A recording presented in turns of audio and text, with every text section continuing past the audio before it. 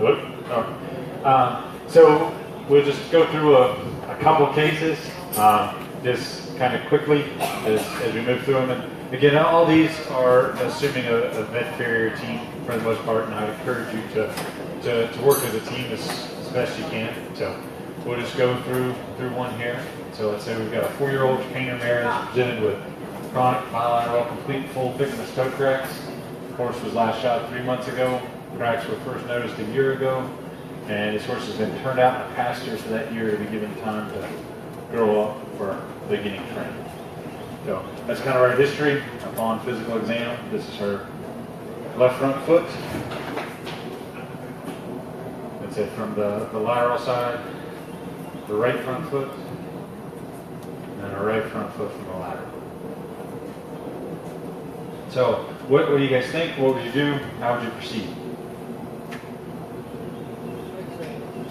Okay, so you can take a radiograph, and what would we be looking for in the radiograph?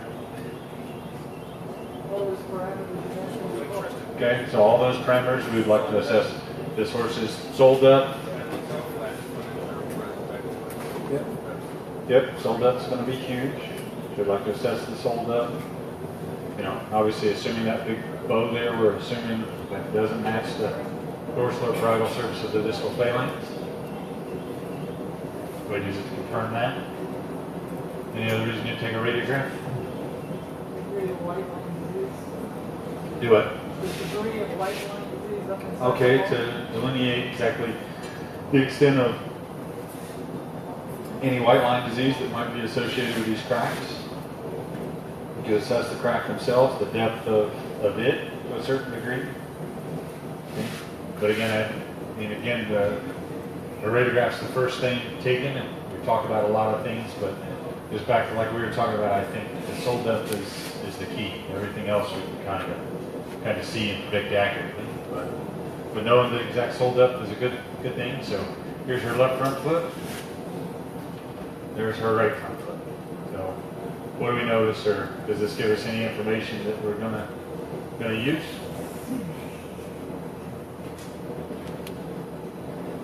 Relocate the shoe back. Okay, so one of the big things we're going to do is push the shoe back and center around the center rotation.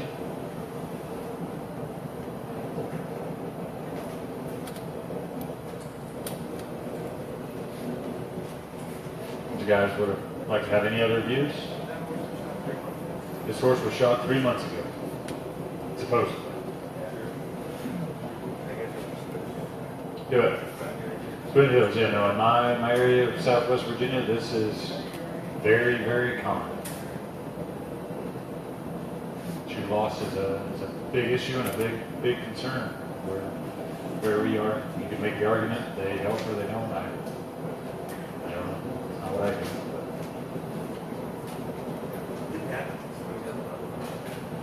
No, you did. Just to a different degree. And honestly, something that shoe looks different than that shoe. So, I admit I don't know. Any other views you like or need? You could ask to have the vet with the radio material up in the crack to see how sensitive it is. Okay, you could ask to have a radio opaque thing put in there to delineate, but you should be able to hopefully see the dirt and debris. But I'll show you, there will be one with, you know, a marker put in there that you could ask. For sure. All right, so what are you going to be, your thoughts or your plan? You can be specific, or I prefer general goals, general principles. I think I'd probably try to put some more support underneath the horse, and then put some frog support somehow. Okay. Try to take the leverage off that toe. Okay, so reduce the lever on the toe, and then recruit at least the frog into load bearing. Again, just like we were talking about with laminitis, there's a lot of distal displacement of the distal phalanx within the hoof capsule.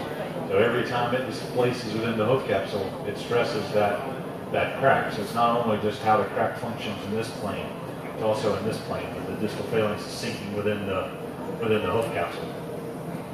Okay, so frog support would be good. Limiting the distal displacement of the distal phalanx would be good. Reducing the toe lever would be great. Patrick already said, moving the shoe around the center rotation. Anything else we're going to do? You might inquire in the history of how it got that way. Kind of see the horse in one environment. Yeah, or you may not want to poke at that hair. Yeah.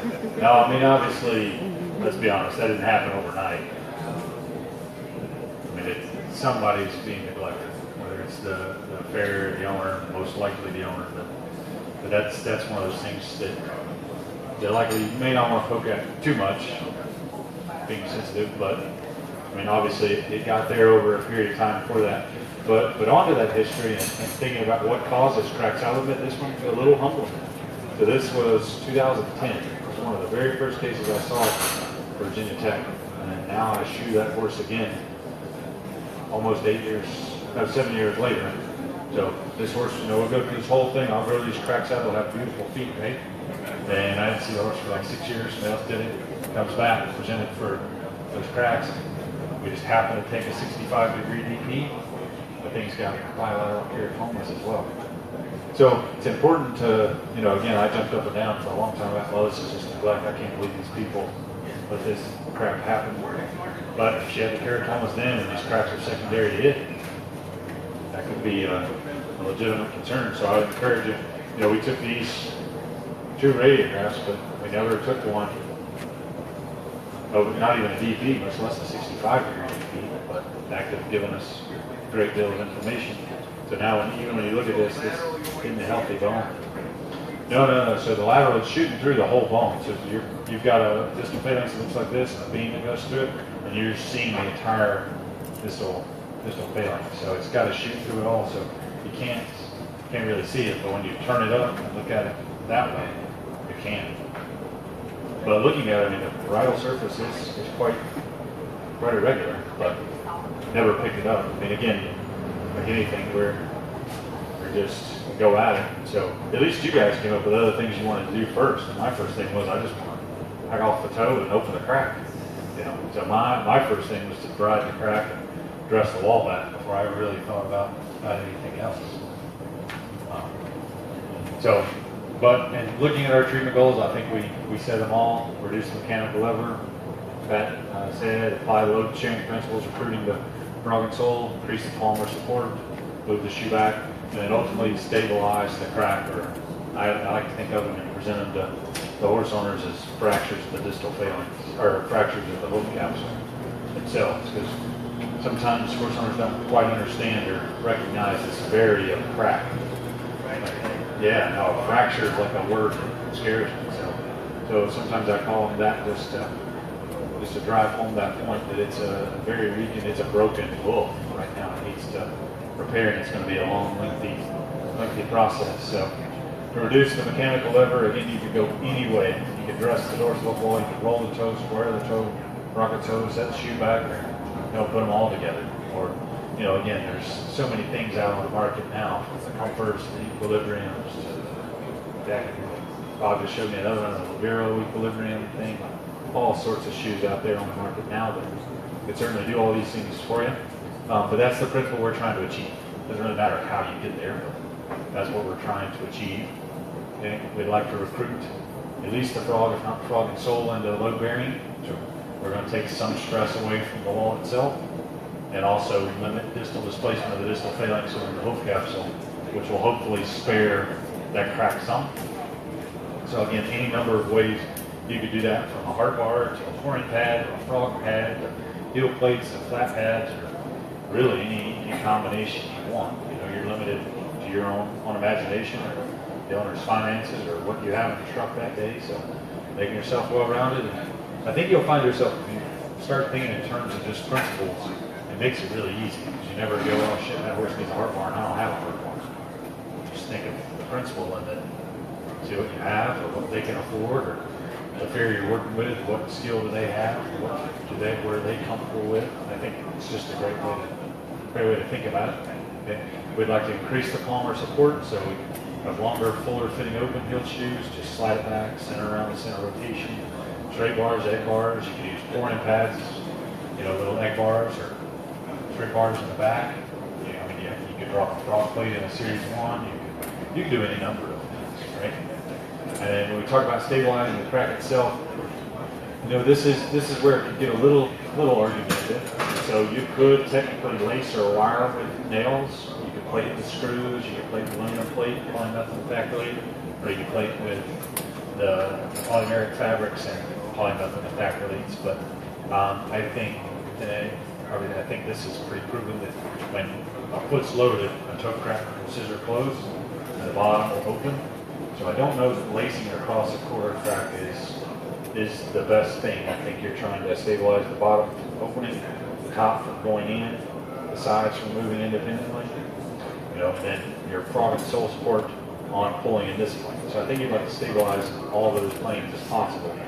And in my mind, really, it's just these two or these three are the only ones that can do that. So potential complications, again, I would tell you to set yourself up for success. And that means thinking of everything that could go wrong. So let's say we trim and shoot a horse, it's not sound. One of several things could happen. We maybe didn't stabilize the crack well enough. We could get infections beneath, the repair and plating techniques. And we could have the inability to safely and securely attach a shoe by dressing the wall back as hard as we likely want to. So go ahead and think about potential complications and then how am I going to get around those things. So when we came up with a plan, it's just trimming a line to hoof pastern axis, so meaning dressing the dorsal hoof wall back to match the dorsal surface of the distal phalanx. We're going to use EquiPack on both feet to go ahead and recruit the frog and sole into load bearing. And then we wanted to clean and debride the cracks to a healthy appearing margin and initially treat those crack beds with 2% tincture of iodine and eventually 7% tincture of iodine. So basically leave the horse barefoot in the EquiPack for 7 to 10 days and treat the crack bed as best as we could before we repaired it to drastically reduce the chance of getting an infection under the repair. That was our biggest concern at the time, and this is obviously not a horse that's going anywhere tomorrow. So, the owner agreed to treat for a week to 2 weeks. Yep. Is betadine at 2% or 7%? No, betadine is a 10% providine ion. So tincture of iodine is different. So 2% and 7% are just the concentration of it. Betadine is just not as strong of an antiseptic. It doesn't dry as well. So betadine is much more gentle. So if there's dermis exposed, absolutely. Then the tincture of iodine could technically cauterize or scarify it.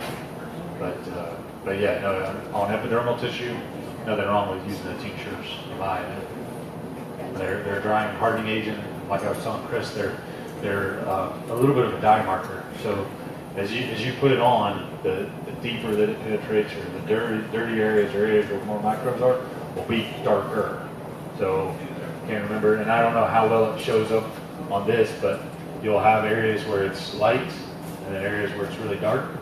And then those dark areas are the areas that you want to keep following, the areas that you want to keep debriding. And they dry as well. So, as you debride a crack, it's not just like one straight line all the way through. They zigzag all the way through from just the morphology of the horse's hoof.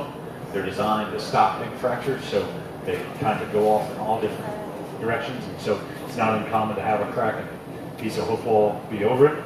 And so it'll look like this, and you might see a line, but you might not. And then as it dries, it'll open slightly, and you'll start to see every little ledge, every place that you'd like to get clean. And the tincture of iodines help do that. Thrush Buster is another one that delineates it pretty well. Okay, so this was our approach: trim it back, debride, treat the cracks, and then we just kept EquiPack bandaged in there because we figured why not go ahead and recruit the frog and sole into the variant. It wasn't going to do anything. And then when it came time to shoe it, we just used slightly longer, fuller fitting shoes, a big giant roll toe, and nail it up, and then plate the outer wall with that looks like only 3, maybe 4 layers of polyester Vectran impregnated with Equalox. And so it's not the world's strongest repair, but seemed to do the trick. And then from the bottom, you got a big rolled toe, and then again a full core of EquiPack, just trying to recruit the frog and sole bars, everything into load bearing itself. Okay, so when you look at a radiograph of it, again, it's more centered around the center of rotation, slightly bigger base of support, We've reduced the toe lever, and like Patrick was saying, from a dye marker, you can see our radial opaque substance. You can see the true depth of that crack lid. So another benefit to tincture of iodine is it is radial opaque. So it shows up, so you can clearly see the depth of the crack itself. And then you can see the repair on the outside. And these were left with a drain ran through them to where the owner could continue to treat from the top to the bottom. Okay, so left front, right front. Keep moving through. This is what they look like when they come back. The main thing is this nice strut of hoof wall at the top. So slowly starting to grow. And I think once you get about a centimeter to a centimeter and a half at the top, you pretty much won the battle. But it's not uncommon for a couple things to happen. So as you're debriding these cracks, you have to peel out. So the coronary dermis sits right there, so the hoof wall gets thin at the very top. So as you're debriding, you'll go deep, deep, deep, deep, and then as you get to the top, or more approximately, you'll have to start to feather out. And it's not uncommon to get to the deepest extent of that crack.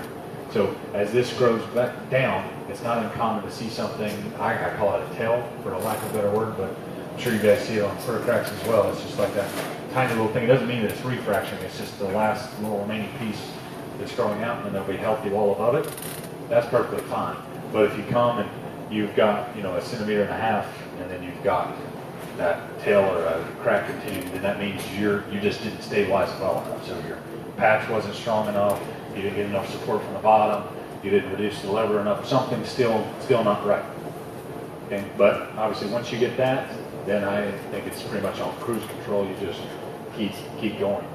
Okay? So same plan, keep rolling. So this is about halfway down, and they stayed patched the entire time. We bounced back and forth between some shooting things. So these are just some rocker toe fronts. Again, just nailed on with, again, the big patch. And this was a different fabric. This was, I think, fiberglass there. So we bounced back and forth to some things. This is what they looked like at the year mark. So almost completely gone throughout. And so I can't remember. That's maybe the left front, right front. And then we decided just to be on the safe side to go ahead and fiberglass patch it one more time. And then the fiberglass patch, as it grows out, you can rasp it, trim it, blend it. It just grows out with the foot, as opposed to some of those other fabrics that are very abrasive resistant. You hit them with a rasp and they just spray. They look horrible. So fiberglass and glue, it'll grow right out. So we kept it patched, but took out the echo pack. So it's just a normal shoe, and a little patch, okay, with a little rocker toe, again, reducing the toe lever as much as we possibly can. Okay, but all the time maintaining the appropriate amount of sole depth. Okay. And then this is what they look like at the 18-month mark. So again, all new hoof, everything's nice and solid. Again, and it's remarkable why when you have a weak toe, what happens to the quarters, how they flare, how they get weak. You just simply strengthen the toe and you get back to a nice, healthy, relatively normal function of hoof caps. So, any questions on that horse? We can determine it's safe enough to Well, there was always something behind it. So in every one of those things, this isn't really the how-to one, but in every one of those things, there's something in the crack bed itself. So either impression material makes it a nice one. So you roll up impression material, pack it in there, plate over it, and you can pull the impression material out. You got like a perfect trough. But we used all sorts of things from 4x4s soaked in Furazone that we'd pull out, IV tubing that we'd pull out, lots of things. So they stayed open. There's never glue at the depth of the crack. So, I mean, I know a lot of people that, hell, they put glue in that crack, and it always scares me. So I just, again, when you're dealing with glue, my biggest thing is prep is key. So prep, make the foot accept the glue. And then any area where you're concerned, just don't put glue. I mean, it's that simple in my mind. I mean, a lot of people complain of abscesses, white line disease, and it's eating or deteriorating the hoof wall. Just don't put it over a crack. I think it's that simple, but a lot of people would want to, but I wouldn't. So that stayed a drain the whole time. wait a little while before you put glue on it. Yeah, before I even plated it, it stayed like this being treated for at least 7 to 10 days. Yeah. I want to say we did that for 2 or 3 weeks. We had a lady that was very, very cooperative. The longer you go before covering them, the less you run the risk of sealing in an infection. And even putting a plate over that is, you still run the risk. I mean, it's a slight one, but you still have that risk. But if you leave a drain, or if you roll up like oakum and Venice turpentine and copper sulfate and lay in that crack bed to where it's antiseptic, you markedly reduce the risk of any of those things. But that alone was our biggest fear. Everything else is, I mean, it could happen. Of course, could get stuck because I dressed it back so hard, but if I got that worried about it, just glue the shoe on, you know. The repair, let's say it's not strong enough, it just continues to crack a little bit. The horse isn't crippled, but you get an infection under your patch, and the horse is really lame. That's the big red flag. That's the problem. So anything to reduce that, we did. But we went well out of our way to ensure that didn't happen. I'll step in for a second. You may have went over. Do you patch your toe cracks weight bearing or unweight bearing? Do you read the and try to figure it out? I do them all unloaded, so non-weight bearing. So toe cracks, they do scissor close the top and open at the bottom. And you know, you've got people from all different walks, but I tend to have better success doing them non-weight bearing. The couple that I have done weight bearing before I realized it was a problem, I always ended up with a little divot right there. And I attribute that now, looking back, to I think I stabilized it with everything pinched and closed, but I don't know. Obviously, I don't have any proof of that. But just to be safe, I patch all cracks non-weight bearing. But again, like we were talking about the laces, like me personally, I'm not one that laces or tries to pull wall back together. I just leave it unweight bearing. But everybody does it slightly different. You don't have to bend over as much either. Huh? You don't have to bend over as much to come up with that. No. Put them up on the hook stand. Better yet, make somebody else hold them on the hook stand. And, you know, sit out there and make it look nice. It would have been really nice if we put some dye in it. But we left them white just for picture purposes, thinking that it would show up better. The more I show these pictures, the more it makes me crazy. But again, I mean, they grow out.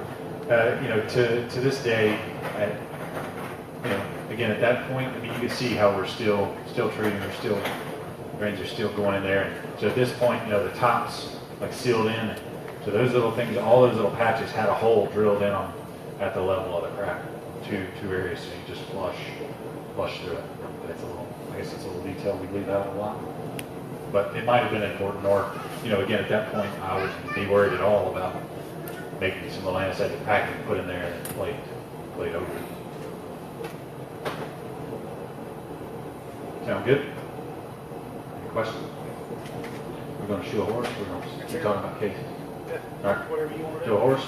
You want to do horses, or we want to talk about cases? Watch the shoe a horse? All right. Then what are we going to do to the horse is the next question. You can do whatever you want to do, man. That's a good part. She's not paid for it, so.